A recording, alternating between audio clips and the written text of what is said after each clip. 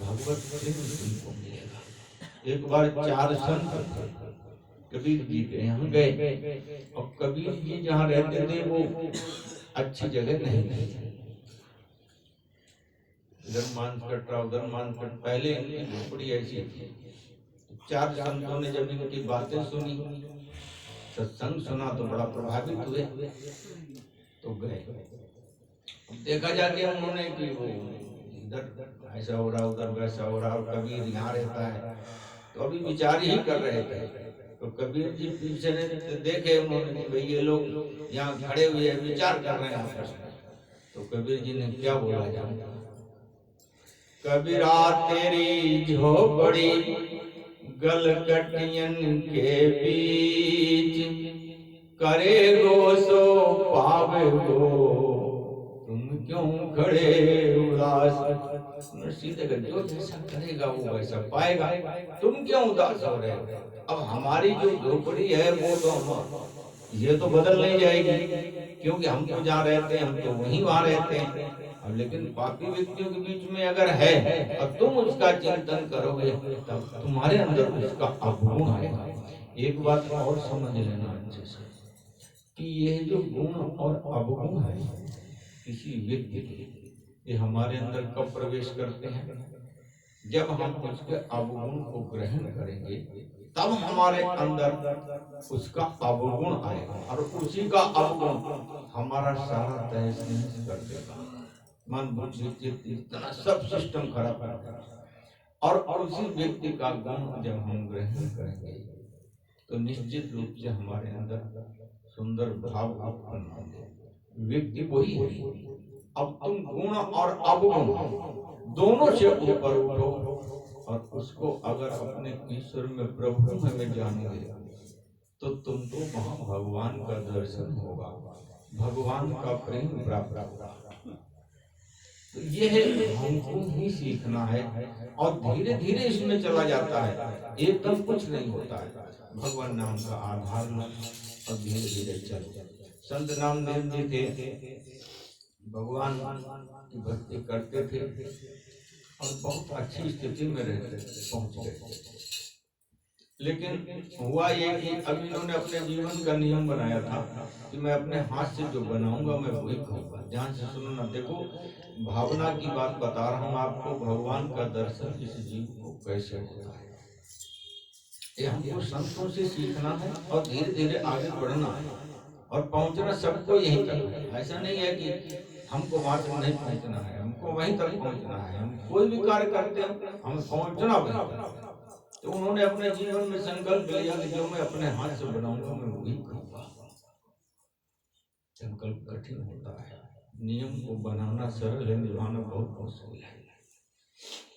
और भगवान जो होते हैं ना वो अपने भक्त की परीक्षा भी लेते हैं, और दूसरी चीज उस भक्त के अपने संस्कार भी होते हैं। लेकिन जो लोग हर परिस्थिति में भगवान का निरंतर भजन करते रहते हैं, भगवान उनके सदा सहयोगी रहते हैं, सदा सहयोगी रहते हैं। तो वो भगवान ने सोचा कि इसको दर्शन दिया जाए। काफी दिन हो गई भक्ति कर रहा है, नियम बनाया हुआ है, बनाएगा वही खाएगा, बनाएगा वही खाएगा, चलो आज इसको दर्शन करते हैं। भगवान दर्शन देने के लिए आया, कुत्ते के रूप में आया।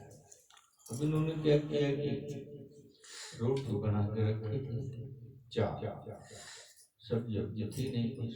अब संतों का तो यही होता है ना, जो नियम है वही निभाना है। नई सब्जी है तो कोई बात नहीं, नमक के साथ खा लेंगे। अब भूख की जब अग्नि पेट में जलती है तो भूख तो कुछ भी चाहिए, भोजन तो चाहिए उसे। अब नियम ये खुद बनाओगे खुद खाओगे। अब कभी ऐसा हुआ कि तुमको मान लो किसी ने कुछ सब्जी दे दी या घी दे दिया, चलो ठीक है, लेकिन नहीं दिया कभी किसी ने, तुमने मांगना है नहीं। तुम्हारी एक चीज ये भी है कि तुम किसी से मांगोगे नहीं, क्यों? भगवान का भक्त कभी किसी से कुछ मांगता नहीं है, ये भी समझ में आता है। नियम बना दिया कि मैं जो मैं अपने हाथ से बनाऊंगा खाऊंगा, हम महात्मा बन गए। अब ये भी उन्होंने नियम बना दिया कहीं मैं किसी से मांगूंगा नहीं। अब कितनी कठिन समस्या बन गई कि मांगेंगे भी किसी से है नहीं, अब बनाएंगे वो ही खाएंगे। भगवान ने देखा कि कठोर तपस्या है तो उन्होंने कहा चलो दर्शन दो।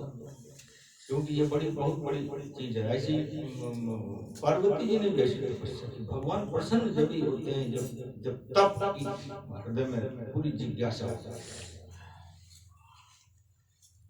अब साहब इन्होंने 4 रोटियां बनाई, बना के रख दी। चलो गंगा जी की स्नान करके, एक बार तो स्नान पहले की, पूजन किया, सब कुछ हो गया। फिर मन में आया चलो स्नान फिर गंगा जी की करेंगे और स्नान करके आएंगे, फिर भोजन करेंगे। अब इन्होंने रोटियां वो ढक के रख दी। भगवान तो भगवान है, उनका तो काम अद्वितीय होता है। अभी गंगा स्नान करने गए तो स्नान कर ली, तो तब तक भगवान कुत्ते के रूप में गए नहीं उनके पास। जब ये आए, उन्होंने देख लिया प्रभु जी ने कि ये आ रहे हैं वहां से, तब वो कुत्ते के रूप में तुरंत उन्होंने शरीर को धारण किया। क्योंकि भगवान को भक्त बहुत प्रिय लगता है, सबसे प्रिय भगवान को भक्त लगता है। जैसे भक्त को भगवान प्रिय होते हैं, ऐसे ही भगवान अपने भक्त को बगैर रह नहीं सकते। देखा उन्होंने, आया गंगा स्नान करके आ रहा है, दूर से देखा तो तुरंत कुत्ते उठ गए। अब इन्होंने क्या किया, भगवान ने चारों की चारों रोटी मुंह में दबा ली, चारों की चारों रोटी मुंह में दबा ली। और जैसे वहां से चले हैं दबा के, तो जानते हो भगवान चित्त भी एकाग्र कर देते हैं जब दर्शन देने को होते हैं। चित्त एकाग्र का मतलब ये होता है कि मन में ये बैठ जाता है पूरी तरीके से कि यही हमारा ईश्वर है, हमको इसी से प्रेम करना है, भले ही ये रोटी ले जा रहा है। चित्त को एकाग्र कर दिया। चित्त को एकाग्र की साधना नहीं कर पाती, भगवान की कृपा करती है, सद्गुरु कृपा करता है। तो चित्त जब एकाग्र हो गया तो अब इन्होंने जान लिया कि अब तो ईश्वर के साक्षात्कार हो गया। चित्त समाहित जब हो जाए ईश्वर में तो फिर ऐसा होने लगता है। हुआ भी वही। तो उन्होंने तो रोटी ली पूरी तरीके से, चारों की चारों रोटी मुंह में दबाई, और दबा के इनके सामने से जैसे ही गए तो समझ गए कि रोटी लेके जा रहे हैं। तो अब संसार भूल गए, उसी कुत्ते में ईश्वर का साक्षात्कार होने लगा। मान गए कि ये हमारे प्रभु जी हैं। चित्त पूरी तरीके से प्रभु जी में बस गया। तो जो घी रखा था कटोरी में, किसी वक्त ने दिया होगा, रखा था, घी की कटोरी उठाई और पीछे पीछे वो और आगे आगे प्रभु जी कुत्ते के रूप में। कहने लगे तुम रोटी सूखी क्यों ले जा रहे हो, मैं घी लगा दूं तब इसको खाना।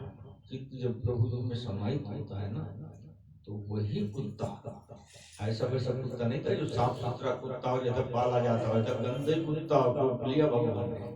लेकिन जब चित्त समाहित कर दिया तो उसी गंदे कुत्ते में भी प्रभु दर्शन होने लगा। कहने लगे घी तो चुपड़ पड़, ये अंदर से कह रहे थे चित्त समाहित था।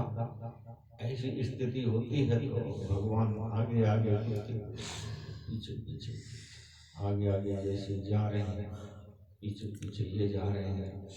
थोड़ा सा जंगल आया तो अब चित्त पूरी तरीके से प्रभु जी के चरणों में लगा हुआ था कुत्ते के रूप में। तो जैसे ही चित्त पूरी तरीके से समाहित हुआ, पूरी तरीके से जब समाहित हुआ तो वही भगवान कुत्ते के रूप छोड़ कर भगवान चतुर्भुज रूप में प्रकट हो गए। ये दर्शन कब होगा? उसी कुत्ते में ईश्वर का साक्षात्कार होना, तब यहाँ तक ये चीज पहुंचा। और कुत्ते में साक्षात्कार हो इसके लिए भगवान की कृपा चाहिए। और भगवान की कृपा जो मिलती है, ध्यान देना, ये बगैर सद्गुरु कृपा से भगवान की कृपा नहीं मिल सकती है।